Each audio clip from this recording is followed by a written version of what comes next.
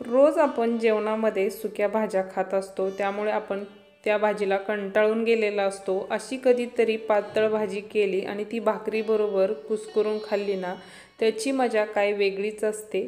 आज आपण बटाटा आणि शेवग्याच्या शेंगाची पातळ भाजी कशी बनवायची ही रेसिपी बघणार आहे।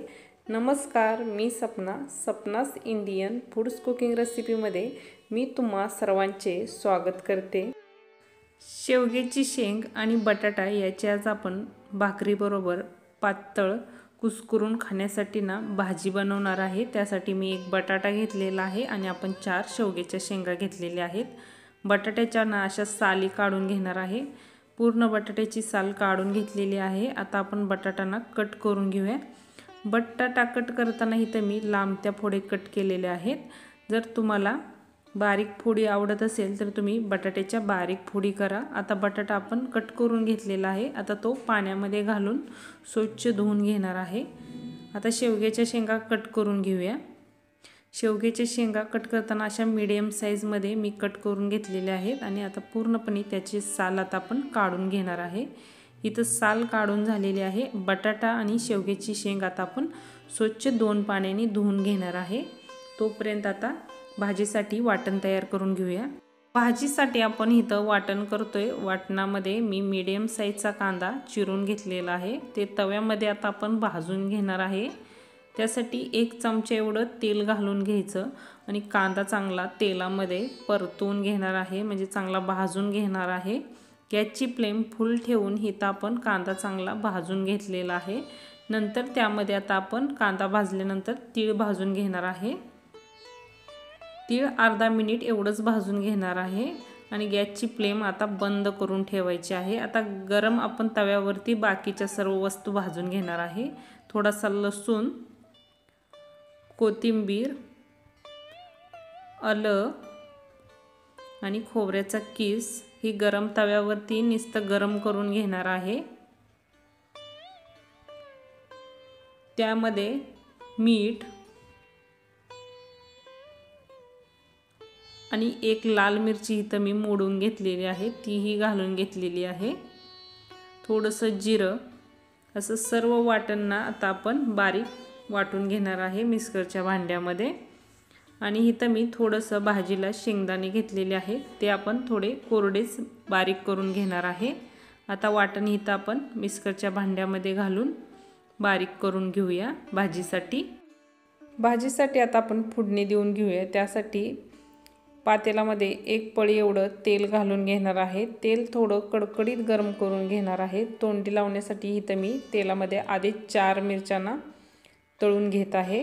मिरच्या तळताना मात्र मिरच्यामध्ये चाकूने ना थोड्याशा चिरून घ्यायच्या, म्हणजे तोंडावरती उडत नाहीत, म्हणून इथं आपण 4 मिरच्यांना तळून घेतलेल्या आहेत। त्या प्लेटमध्ये एका काढून घेऊया। त्याच तेलामध्ये आता फोडणी देऊन घेणार आहे। थोडीशी मोहरी, जिरी, थोडीशी तडतडली की आपण लाल तिखट अर्धा चमचा, थोडीशी हळद आणि घरचा मसाला अर्धा चमचा आणि इथं जे आपण वाटण करून घेतलेलं आहे ना ते घालून घेतलेलं आहे।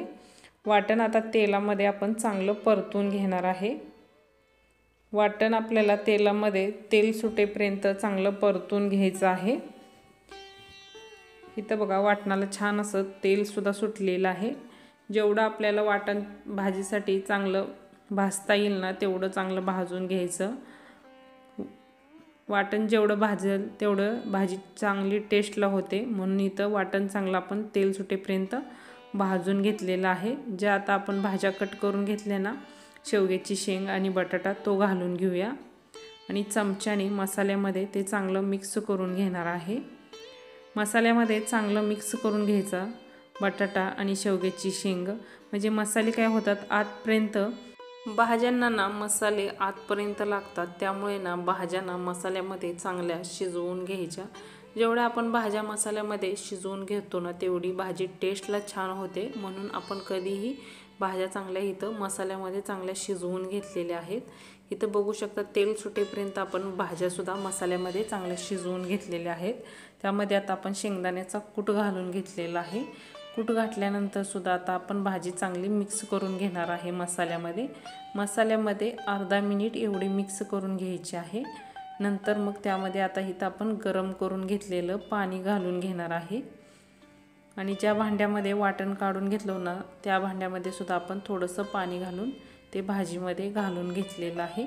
आता भाजी आपण उकळून घेणार आहे। गॅसची फ्लेम फुल ठेवून भाजी आपण उकळून घेतलेली आहे। नंतर उकळल्यानंतर गॅसची फ्लेम आपल्याला लो ठेवायची आहे आणि लो फ्लेमवरती 15 मिनिट एवढी आपण भाजी शिजवून घेणार आहे। आता आपण थोडीशी भाजीवरती कोथिंबीर घालून घेऊया। 15 मिनिट एवढी आता आपण भाजीना शिजवून घेणार आहे। 15 मिनिटानंतर इथं आपण भाजी चेक करणार आहे, भाजी शिजलेली आहे की नाही। त्यासाठी आपण शेवग्याची शेंग आणि बटाटा वरती काढून घ्यायचा आणि असा बोटाने आपण चेक करायचे। शेवग्याची शेंग आणि बटाटा सुद्धा छान असा शिजलेला आहे। आता आपण ताटामध्ये वाढून घेऊया भाजी।